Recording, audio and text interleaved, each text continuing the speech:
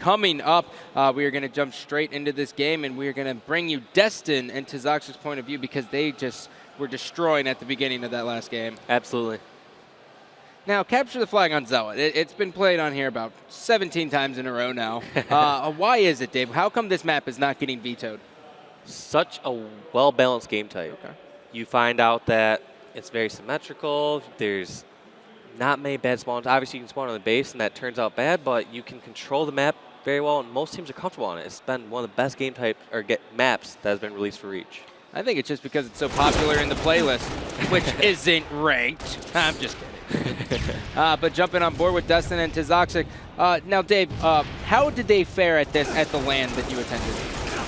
Were they it's good funny, at this? when I was talking to every team, every single team put Zealot CTF as one of their best 3 game types.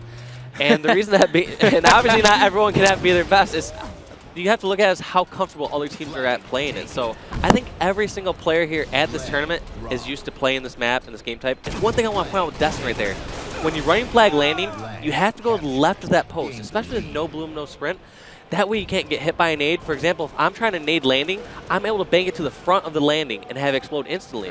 So if you take that one step to the outside of it, you're going to avoid those nades and stay alive much longer. Yeah, so he didn't get nade. It's just a small change, but it helps a lot. Wow. You know, Dave, I was actually telling one of the guys in the production crew who's helped the stagehand, and I said, you know, I learned more about free-for-all in one game of casting with Dave than I've ever learned in my entire career.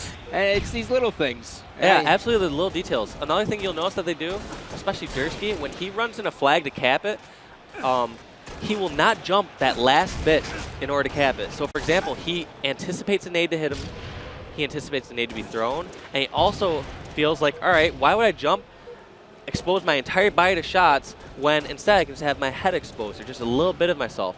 And he just, you know, it's only that split-second difference in capping it, but you're able to dodge those nades, dodge those shots much better. Yeah, man. It's those little differences that make the cap happen, that you're actually able to get in, put it in, and not get stopped last second, because that's one of the most frustrating things. Oh, God. You get naded in one shot when you're just trying to run, jump, and toss a flag. Oh, God. Onslaught, capture the flag.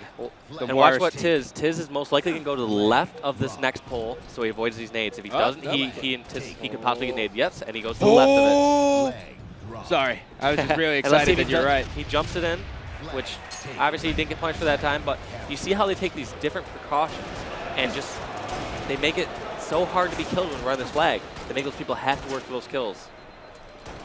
Awesome. So now Tzatzik's is going to be running bottom middle. He does have the sniper here. Will he be able to rip this player's head off? No, he's going to connect with the body. He's going to make him no shields. Focus now and CK are forced to retreat. They are both no shields, and they're trying to push in on the base. And now, with that said, do you always, when you're in a position, when you're holding top middle, do you want to focus on getting control of their base if someone's behind you, or do you just get that guy out of your base? I'm always a fan of being more aggressive and leaving that person behind. So, for example, if all 4 of us are alive, I feel like you can push the other team's base, grab a flag, and kill that guy on your way back. It's the same situation as if he spawned and flanked your base as you're running it. So I always feel like you do not have to worry about that guy until later. It's always situational, though. So obviously there could be a time where I'm only one of the couple of people live left in my team. If there's a guy in my base and I can kill him since he's close to his flag, that's the right play in that situation. Awesome. Awesome stuff. All right. Well, it seems Appetite for Destruction is actually doing a great job here. They have 3 members down. Well, they had 3 members down, and now he is going to be stopped short on that flag run. So, but there seems to be a little bit of life out of them. They have been running holograms to counter the gold strat, and they seem to just be getting in Dynasty's base. And that's really about all you can do because this team just is so well practiced. And when you're going up against a team who has a LAN, especially one against Instinct and Status Quo, they're going to be prepared. Absolutely. So I'm really impressed with Appetite by Destruction, or Appetite for Destruction, I should say. They seem to be playing it very smart. They don't just blindly charge at gold, even though that's what you want to hold. They know that when the other team has gold, you have to flank through the hollows. You have to make something else happen to take gold. If I'm in their position, the way to take that gold is push the other team's health back, and you eventually want to get top center. That is your key to eventually getting landing. You need to have more than one angle to take over landing. Oh, CK had the potential to be just absolutely extremely clutch. He had the grenade launcher out, turned to his DMR, trying to be too good of a teammate. You know, sometimes you got to be a little bit arrogant. If he would have just shot that grenade launcher, he probably would have had a 2-for-1, and now it'd be a much different scenario. But nonetheless, Dynasty is now up 3-0 in this capture the flag on Zealot. Focus now does have the sniper. He is going to sit at his base and wait for his teammates to get that touch. Actually, no, that is their base. I am sorry. By him. Very great positioning right now. I was just going to say I wasn't sure the count on how many were down for Dynasty, but for example, if he had picked up Dursky there and knowing that they're none at his base, I would wait for about a good 5 seconds, push back to your landing, because you know Dursky's going to come back around that flag spot and look for that sniper. So you can basically anticipate exactly where the next Dynasty member is going to come. So he didn't know Lethal was going to surprise him there, but overall it was a great start to that, but he could have finished out that play much better with the snipe by anticipating exactly where the next Dynasty member is going to come from. All right, Encore is going to go for the hero return here as he's going to air up onto the landing. He has Dursky in his sight. He has great team fire from his buddy CK. And now there will be a double kill from CK. That's going to be three members down for Dynasty. The last one alive is Tazoxic. And now we have a Destin coming off the respawn with his other teammates. They are probably going to lose this cap. But nonetheless, they're not in the worst position, though, because Appetite for Destruction hasn't completely pushed up, and 2 of them have died because of that. They got a cap. They're not giving up easily in this game. Yeah. And that's very impressive to see, especially after a disheartening first game, getting beaten that bad. Yeah, no, you're right. You're right. And that's all you got to do. And whether you lose a game by 1 kill or whether you get staked, you have to just roll in the next game as a loss. You can't be like, wow, we should have had that, or dude, we're getting destroyed. Like, you have to be able to reset your mind, just go into the next game. Encore is just trying to anticipate where this flag's going to run, and now he's wisely going to get this flag, and he does not throw it out. He is going. He should have gotten that touch amateur drop. mistake. That was very bad going to the flag melee, and you know he could have just gotten the touch, tossed out somewhere.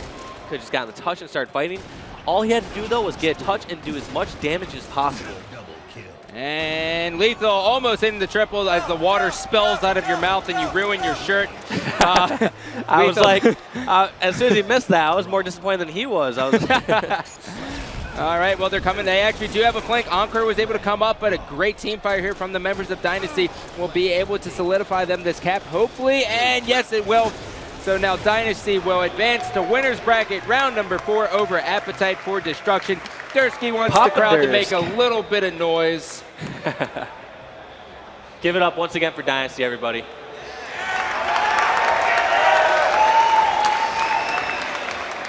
Taking a look at the stats here, we have Lethal going 19 and 10, positive 9, Dursky 13 and 8. And then, you know, on the other side, Encore 11 and 14. He was always that guy kind of coming up the landings. He tried to put himself in good situations, but Dynasty just anticipated those flanks. I mean, they got outclassed. He had some great plays and a nice killing spree, but overall, they just were up against a better team. Yep. All right, well, with that said, everybody, I would like a round of applause because there is no more split screen. We will be going to full screen here. It is not best of 5s yet. We will still be doing best of 3s for 1 round, and then round number 5, I expect another round of applause because we will be going to best of 5s. So anticipate the hand clap, and guys, thank you all for coming out here. I appreciate everything. For Walsh and myself, stay tuned.